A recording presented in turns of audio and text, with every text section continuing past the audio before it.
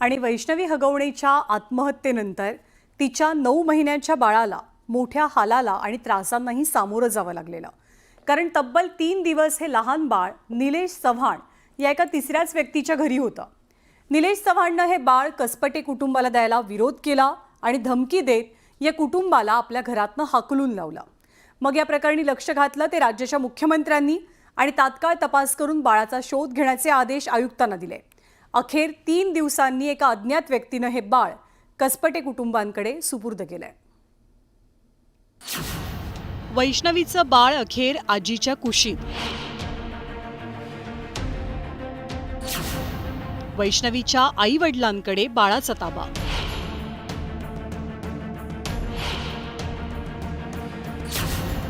निलेश चव्हाणवर कारवाईची मागणी. आपल्या जन्मदात्या आईचं छत्र हरवलेलं हे 9 महिन्यांचं निरागस लेकरू. हे लेकरू आता आपल्या आजीच्या कुशीत सुरक्षित विसावलंय. पण या चिमुकल्याला कल्पना सुद्धा नाहीये की त्याची जन्मदात्री आई या जगातच नाहीये.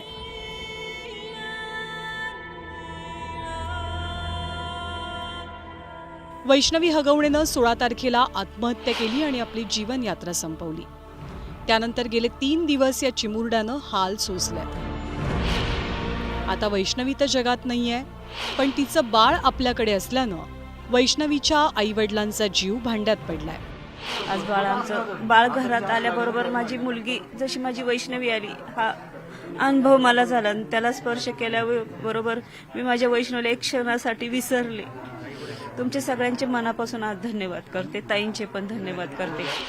वैष्णवीनं आत्महत्या केल्यानंतर गेले 3 दिवस हा चिमुकला ना हगवणे कुटुंबियांकडे होता ना कसपटेंकडे, तर तो होता एका तिराहित व्यक्तीकडेच. वैष्णवीच्या मृत्यूनंतर तिचा नवरा शशांक अटकेत होता. यावेळी हगवणे कुटुंबियांनी हे बाळ निलेश चव्हाणकडे सोपवलेलं. वैष्णवीच्या मृत्यूनंतर 3 दिवस हे बाळ पुण्यातल्या निलेश चव्हाणच्याच घरी होतं. या बाळाचा ताबा घेण्यासाठी वैष्णवीचे कुटुंबीय निलेशच्या घरी गेले असता त्यांना धमकावून तिथून हाकलून देण्यात आलं. तसं बाळ हातात द्यायला त्या निलेश चव्हाणची आई आली. हातात दिल्यानंतर तेवढ्यात तो आल्यानंतर लगेच ह्या आमच्या भावाला यांना शिवीगाळ करायला लागला. रिव्हॉल्वरचा धाक दाखवला. म्हणला तुमचा काय संबंध की माझ्या बाळाला हात लावायचा. आजही वैष्णवीचे कुटुंबीय या बाळाचा शोध घेण्यासाठी निलेश चव्हाणच्या घरी गेले असता घराचा दरवाजा आतून बंद होता. त्यामुळे त्यांची निराशा झाली. ते हगवणे फॅमिलीकडे नाहीये, हे तिराहित व्यक्तीकडे आहे. उद्या बाळाला काय झालं त्याची जबाबदारी कोण घेणार? बरोबर आहे. आता हे घर म्हणजे बंद आहे. मे बी म्हणजे याचा अर्थ आतमध्ये असू शकतं. बरोबर आहे. बाळ आतमध्ये असू शकतं. सर्वजण बंद केलेलं दिसतं. हे नेमकं कोण आहे? हे नातं त्यांचं समजलेलं नाही. हा त्यातून कदाचित मित्र वगैरे असू शकतो. तब्बल 3 दिवस हे बाळ तिराहित व्यक्तीच्या ताब्यात असल्याची माहिती मिळताच मुख्यमंत्री देवेंद्र फडणवीस आणि उपमुख्यमंत्री अजित पवारांनी याची गंभीर दखल घेतली. या प्रकरणामधल्या आरोपींना तात्काळ अटक करण्याचे आदेश दिले गेले. तर त्याच वेळेला राष्ट्रवादीच्या नेत्या रुपाली ठोंबरे या कसपटे कुटुंबियांच्या भेटीला पोहोचल्या. मी घडल्या पिंपरी चिंचवडला विचारा, त्याला म्हटलं कुणी का असं ऍक्शन घे. आता सातारा पाहला पळून कुठं जातोय, पळून कुठं. मी आज पण सांगितलंय 3 टीम तरी सोडल्या. 3 नाही 6 टीम सोडा.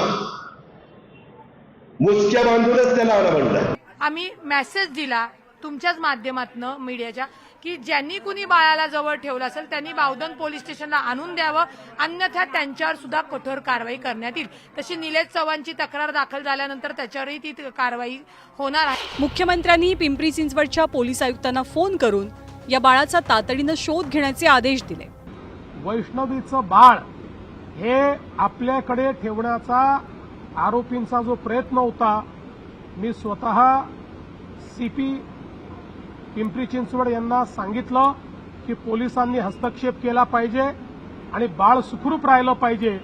त्या दृष्टीनं पोलिसांनी हस्तक्षेप केलेला आहे आणि हे बाळ वैष्णवीची आई किंवा त्यांच्या घराला ते मिळालेलं आहे. आता ते बाळ वैष्णवीच्या वडिलांकडे म्हणजे आजोबांकडे पोचलेलं आहे. अखेर पुण्यातल्या हायवेवर वैष्णवीचं बाळ एका अज्ञात व्यक्तीनं कसपटे कुटुंबियांच्या स्वाधीन केलं. त्यानंतर कसपटे कुटुंबियांनी हे बाळ त्यांच्या घरी आणलं. हे बाळ वैष्णवीच्या आईवडिलांकडे आल्यानंतर अजित पवारांनी कसपटे कुटुंबियांशी फोनवरनं संवाद साधला. नाही तो माणूस काहीच बोलला नाही. फोनवर एवढंच बोलला की बाबा तुमचं ज्या बाळाला शोधायला चाललं ते माझ्या ताब्यात आहे. मग आम्ही गाडी लगेच रिटर्न फिरवली. त्यांनी जे सांगितलं होतं की तुम्ही हायवेला या, आम्ही हायवेला जवळ आलो. बाजूला फक्त म्हणला होता की अशी ती लाईट चालू ठेवलेली आहे, हेडलाईट. आम्ही त्याच्यावरून कोणी हे केली, तो लगेच पुढे आला, हातात दिलं बाळ, आम्ही घेतलं. वैष्णवीच्या मृत्यूमुळे कसपटे कुटुंबियांवर दुःखाचा डोंगर कोसळला. त्यातच वैष्णवीच्या बाळाचा शोध लागत नसल्यानं तिच्या कुटुंबियांची घालमेल सुरू होती. अखेर त्यांच्या मुलीचं बाळ सुरक्षितपणे त्यांच्या घरी आलंय, त्यामुळे त्यांना थोडासा दिलासा मिळाला. पण त्याच वेळी वैष्णवीचे हे बाळ निलेश चव्हाणनं स्वतःच्या घरी का नेलं? कोणत्या नात्यानं त्याने एका लहान बाळाला तब्बल 3 दिवस आपल्या घरी ठेवलं? या निलेश चव्हाणवरती पोलीस आता कारवाई करणार का, असे अनेक प्रश्न उपस्थितही झाले. Bureau report, news 18 Lokmat.